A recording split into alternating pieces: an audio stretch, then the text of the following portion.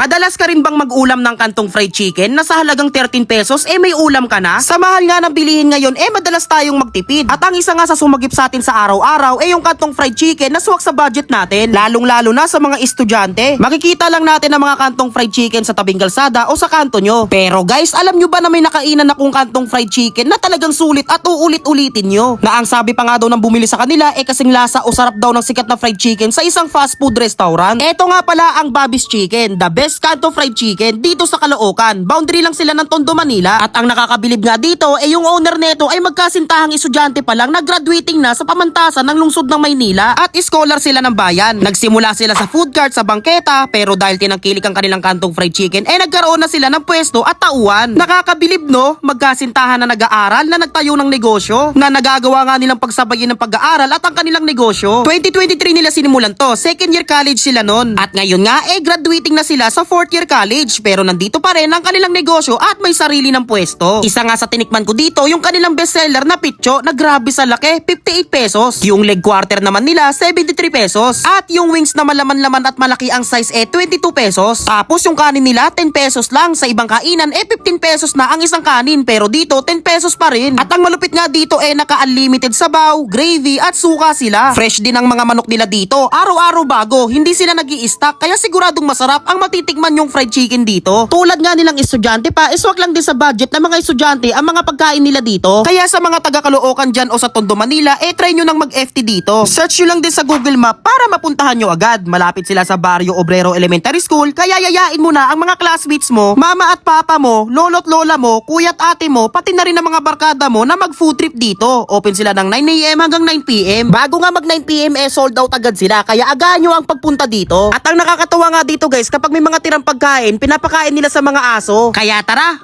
food trip na tayo. Guys, nandito nga pala ako sa may Bobby's Chicken, the best kanto fried chicken. Dito sa may Barangay 36, Caloocan City. Boundary lang sila ng Tondo, Manila. Dito yung Tondo, Manila guys. Yan. Dito yung Tondo, Manila. Tapos dito yung Caloocan. Bali, boundary lang sila. Bali, ito nga pala yung kanilang bestseller na pitcho guys. 53 pesos. Tama ba? 58 pesos. Ayan ang laki. Dulo. Tikman natin. Yung lasa ng fried chicken nila guys. Malapit sa lasa ng sikat na fast food restaurant ng mga fried chicken. Kanin naman nila 10 pesos. Naka-unlimited sabaw, unlimited suka, unlimited gravy. Diba? Tikman natin yung kanilang sabaw. Yung sabaw niya parang sabaw sa inasal, masim-masim. Unlimited gravy yan. Sarap bago luto. Ang maganda nga dito guys, yung mga fried chicken nila, hindi siya yung in-stock. Talagang bagong luto. Bagong luto, fresh. Bagong katay. Araw-araw, laging bago yung manok nila. Hindi nila in-stock. Talagang pinapaubos muna nila. Kung nagharap kayo ng mga quality na kantong fried chicken, dito lang sa may Bobby's Chicken. Sa mga taga Tondo, Manila dyan, o sa mga taga Caloocan, try nyo dito. Hindi rin basta-basta itong kanilang fried chicken guys kasi sariling recipe nila tsaka branded yung mga ingredients, mga spices, mga herbs na nilagay, pinagalo-halo.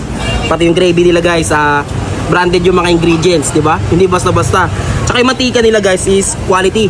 Quality rin talaga, premium. Kumbaga hindi siya nangingitim pag pinrito mo. Mainit-init. Nauso natin sa suka. Suka nila guys, manamis-namis.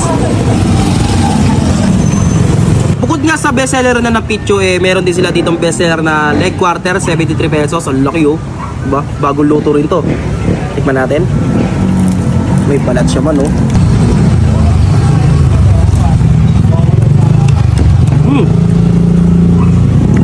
Panalo to guys. Juicy. Grabe. Panalo to.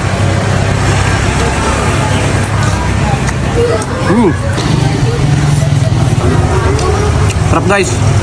Balat pati laman malasa.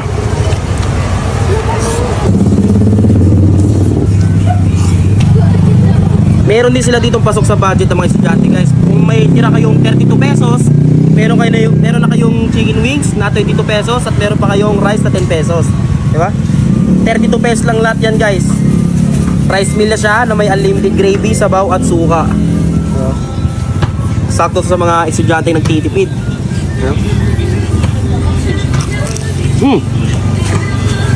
Lutong. Malaman naman yung chicken wings ha. Sabaw.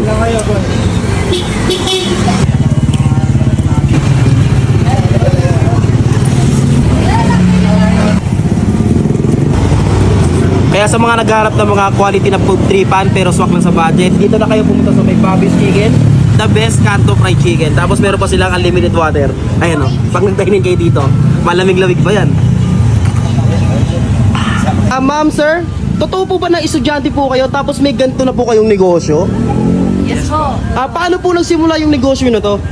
Nagsimula kami sa bangketa lang. Bangketa. Bangketa, Naka-cart lang nasa kami. gilid lang kami. Cart lang ang gamit Parang namin. card. Anong taon po yun? 2023, August 2023. August 2023. Tapos ngayon 2025 may pwesto na kayo. Bali, anong year po kayo nun? Bale, nasa second year kami noon, nagsimula. Second year college. College. Oh. Ngayon, magtatapos na kami ng fourth year Graduating na kayo. Ang galing no guys. Estudyante sila na nakapagpatayo ng gantong negosyo, kainan. Anong year po kayo nagsimula mag-business? Kayong dalawa po. Nagsimula talaga kami 2020.